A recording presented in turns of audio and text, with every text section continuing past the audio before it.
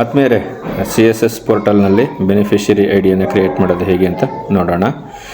ನಮ್ಮ ಗೂಗಲಲ್ಲಿ CSS portal ಅಂತ ನೋಡಿದಾಗ ಲಾಗಿನ್ ಪೇಜ್ ಓಪನ್ ಆಗುತ್ತೆ. ಈಗ ಸಾರಿಗೆ ಭತ್ಯೆಗೆ ಮಕ್ಕಳಿಗೆ ಬಿಡುಗಡೆ ಆಗ್ತಾ ಇರೋದ್ರಿಂದ ಮಕ್ಕಳ ಪಟ್ಟಿ ನಮಗೆ ಸಿಕ್ಕಿರೋದ್ರಿಂದ ಅವರನ್ನು ಬೆನಿಫಿಷರಿಯಾಗಿ ನಾವು ತಗೋಬೇಕಾಗುತ್ತೆ. ವೆಂಡರ್ ಆಗಿ ತೊಗೊಳಕ್ಕಾಗಲ್ಲ. ಬೆನಿಫಿಷರು ಅಂದರೆ ಫಲಾನುಭವಿಗಳಾಗಿ ನಾವು ತಗೋಬೇಕಾಗುತ್ತೆ. ಹಾಗಾಗಿ ನಾವು ಬೆನಿಫಿಷರಿಯನ್ನು ಕ್ರಿಯೇಟ್ ಮಾಡಬೇಕಾಗುತ್ತೆ. ಕ್ರಿಯೇಟ್ ಮಾಡಬೇಕಾದ್ರೆ ಮೇಕರ್ ಲಾಗಿನ್ಗೆ ಹೋಗಿ ಯಾವ ರೀತಿ ಕ್ರಿಯೇಟ್ ಮಾಡೋದು ಅಂತ ನೋಡೋಣ. ಫಸ್ಟು ನಾವು ಲಾಗಿನ್ ಆಗಬೇಕಾಗತ್ತೆ. ಯೂಸರ್ ID ಆ್ಯಂಡ್ ಪಾಸ್ವರ್ಡನ್ನು ಹೊಡೆದು OTPಯನ್ನು ಪಡೆದು OTPಯನ್ನು ವ್ಯಾಲಿಡೇಟ್ ಮಾಡಿದಾಗ ನಾವೇನಾಗ್ತೀವಿ, ಲಾಗಿನ್ ಆಗ್ತೀವಿ. ಮೇಕರ್ ಪೇಜರಲ್ಲಿ ಲಾಗಿನ್ ಆಗ್ತೀವಿ. ಲಾಗಿನ್ ಆದ ನಂತರ ನಾವೇನು ಮಾಡಬೇಕು ಅಂತ ನೋಡೋಣ ಬನ್ನಿ. ಲಾಗಿನ್ ಪೇಜ್ ಎಂಟ್ರ್ ಆದಾಗ ಅಲ್ಲಿ ನಮಗೆ ಮೆನು ಅಂತ ಕಾಣಿಸುತ್ತೆ. ಮೆನು ಮೇಲೆ ಕ್ಲಿಕ್ ಮಾಡಿದಾಗ ಆಪ್ಷನ್ಸ್ಗಳು ಸಿಗುತ್ತೆ. ಅಲ್ಲಿ ನಾವು ಪೇಮೆಂಟ್ ಅನ್ನೋ ಒಂದು ಆಪ್ಷನನ್ನು ನಾವು ಬಳಸ್ಕೋಬೇಕಾಗತ್ತೆ. ಆ ಪೇಮೆಂಟ್ ಆಪ್ಷನ್ ಮೇಲೆ ಕ್ಲಿಕ್ ಮಾಡೋಣ. ಪೇಮೆಂಟ್ ಆಪ್ಷನ್ ಕ್ಲಿಕ್ ಮಾಡಿದ ಮೇಲೆ ನಮಗೆ ಸಿಗೋವಂಥದ್ದು ಬೆನಿಫಿಷರಿ ವೆಂಡರ್ ಅಂತ.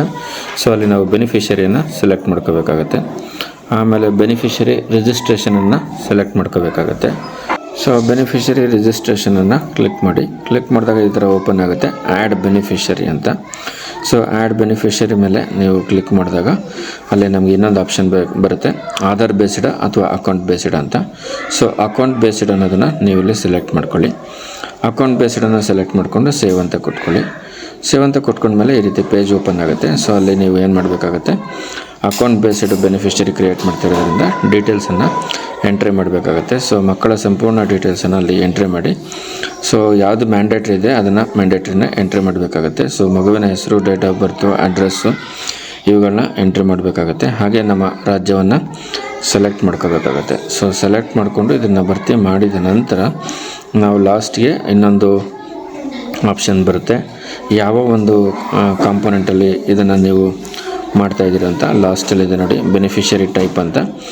ಅಲ್ಲಿ ನೀವು ಕ್ಲಿಕ್ ಮಾಡಿದಾಗ ನಿಮಗೆ ಸಿಗುತ್ತೆ. ಇದು ರಾಜ್ಯವನ್ನು ಸೆಲೆಕ್ಟ್ ಮಾಡೋವಂಥದ್ದು.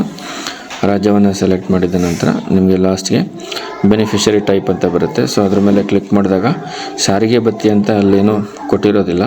ಹಾಗಾಗಿ ಮೊದಲು ಯಾವುದು ಬೆನಿಫಿಷರಿ ಇದೆ ಅದನ್ನೇ ನಾವು ಸೆಲೆಕ್ಟ್ ಮಾಡಿಕೊಂಡು ಸೇವ್ ಅಂತ ಕೊಡಬೇಕಾಗತ್ತೆ. ಇದು ಮೇಕರ್ ಲಾಗಿನಲ್ಲಿ ನಾವು ಮಾಡುವಂಥ ಮೊಟ್ಟ ಮೊದಲ ಕೆಲಸ.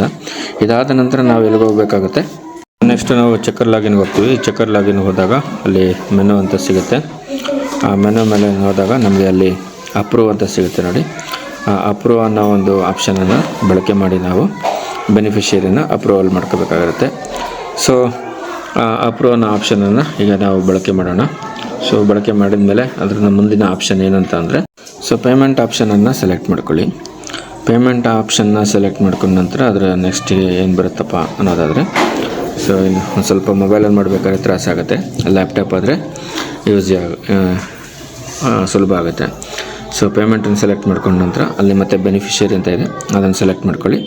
ಅಲ್ಲಿ ಆನಂತರ ಅಲ್ಲಿ ನಮಗೆ ಸಿಗುತ್ತೆ ಮ್ಯಾನ್ಯಲಿ ಎಂಟರ್ಡ್ ರೆಕಾರ್ಡ್ಸ್ ಅಂತ. ಅದರ ಮೇಲೆ ಕ್ಲಿಕ್ ಮಾಡಿಕೊಂಡು ಸರ್ಚ್ ಮಾಡಿ. ಸರ್ಚ್ ಮಾಡಿದಾಗ ನಾವು ಏನು ಬೆನಿಫಿಷರಿನ ಆ್ಯಡ್ ಮಾಡಿರ್ತೀವಿ ಅದು ಸಿಗುತ್ತೆ. ಅದನ್ನು ಅಪ್ರೂವಲ್ ಅಂತ ಕೊಡಬೇಕಾಗತ್ತೆ.